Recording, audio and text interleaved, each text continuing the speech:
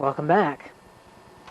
Today's project is going to be this home theater PC, the Northern Micro Spirit. For those of you that are just tuning in, I upgraded this system not that long ago. In fact, it seems like it was just yesterday that I replaced the motherboard in this thing with a, oh heavens, what is it? It's a Gigabyte GA, I'm going to forget it. I think it's an H55M-S2H. If I remember right. I know it's an H55 chipset, and it's a socket 1156 with an i3 on it. Exactly which i3 I don't remember, but we can always check that because I have it powered up here. So we get their mouse, and we bring this up.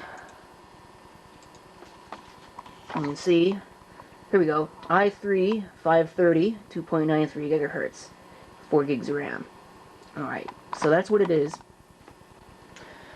But this thing is still running with the Ethernet cable from the previous machine, and it was limited to 10100, that Ethernet cable. I don't know if it's an older cable, so it's not Cat5, I'm guessing, and that's why it can't link up to gigabit speed. So I'm going to replace that cable, and I got to pull this machine out in order to replace the cable. So I figured while I'm going to replace this cable, I might as well do some more upgrading. Actually, just one thing. I'm going to be upgrading the video. You can see there the stock video scores there, Windows Experience Index, and I'm going to be installing this right here,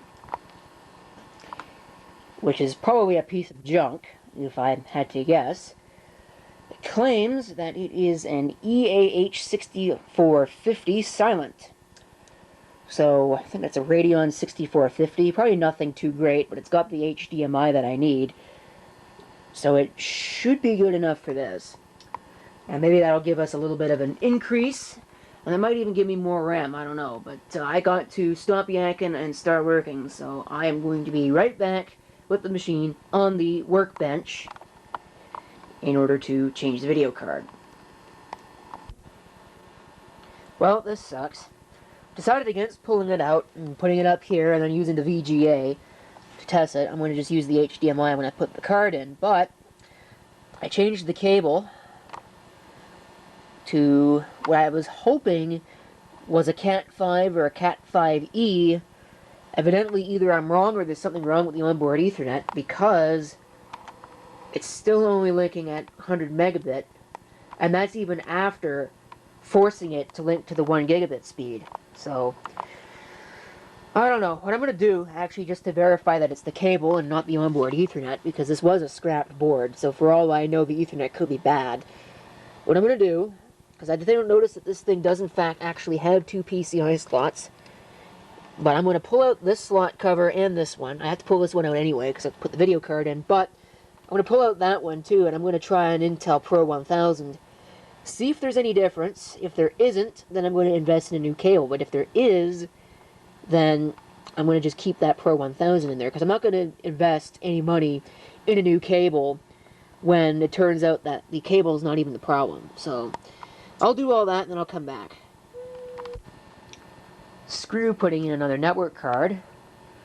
I can always just grab a cable, but I know we'll link out gigabit, and as it turns out, my suspicion's correct. It's definitely the cable, because we got 1 gigabit per second. So looks like a new cable will be in my future.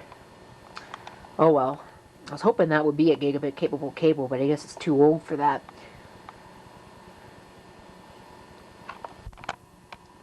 Okay, so even though it was a massive pain, the video card is installed and hooked up.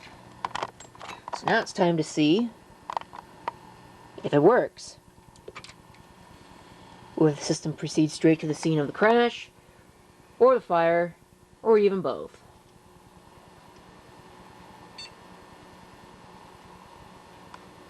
Alright. Here we go. Let's see what Windows happens to do. Definitely going to have to install a driver on this. That's fine. Wow, this camcorder has a lot of video noise in the output. None of that noise is actually on the screen there.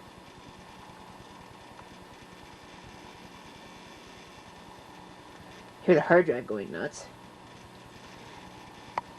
Yes, we will definitely need a video driver. So I will be right back.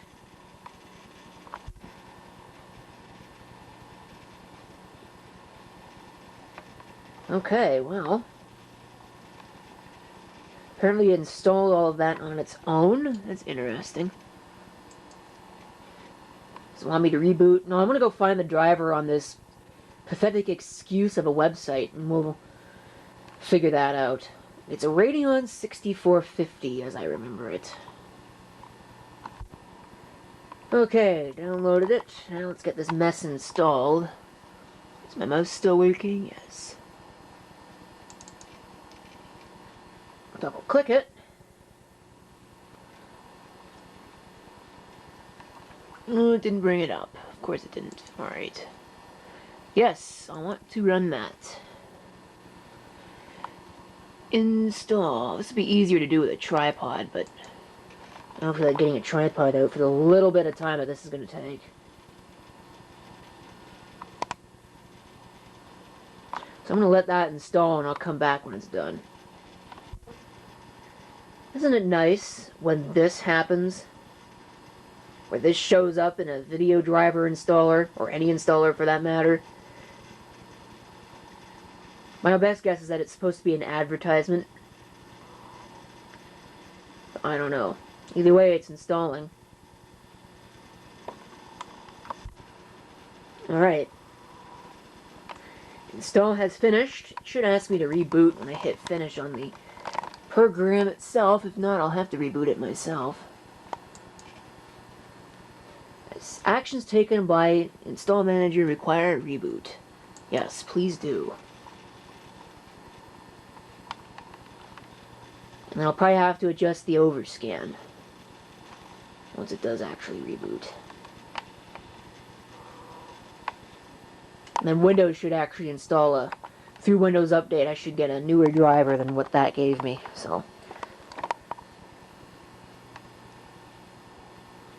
Only 1066 megahertz? The motherboard model is correct though, H55M S2H, I was right on that one. Don't think it should take that long to post.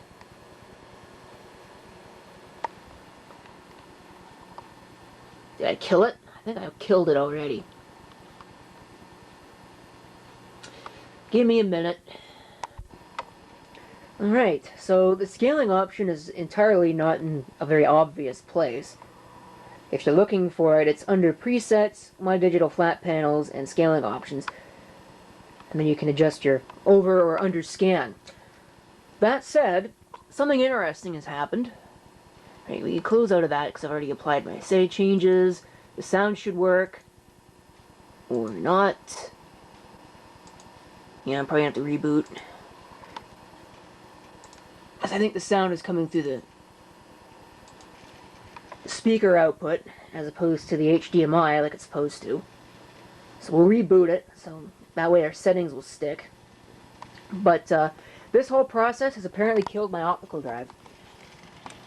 Because it behaves very strangely. I can't eject it. So I'm going to pull that out now, which kind of sucks. But I guess it's not that big of a deal. So I'm going to have to pull that out, replace that.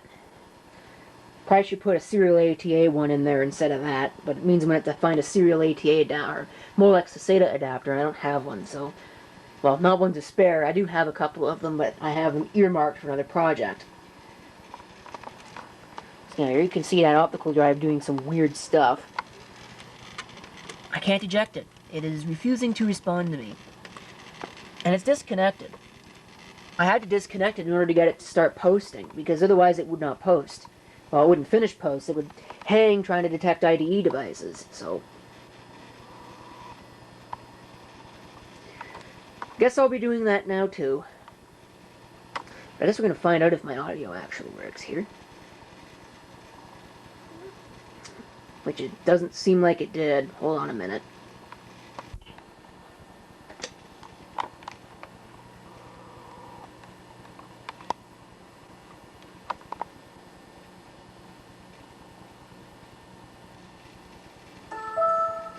Okay, so I don't know what happened or why, but it keeps wanting to default to the onboard audio instead of the HDMI, even though I set it to default to the HDMI. So I disabled the onboard audio, and now it seems to actually be working. Okay, there it is back in place. So it should be interesting to see. It still happens to work. Well, the power switch works.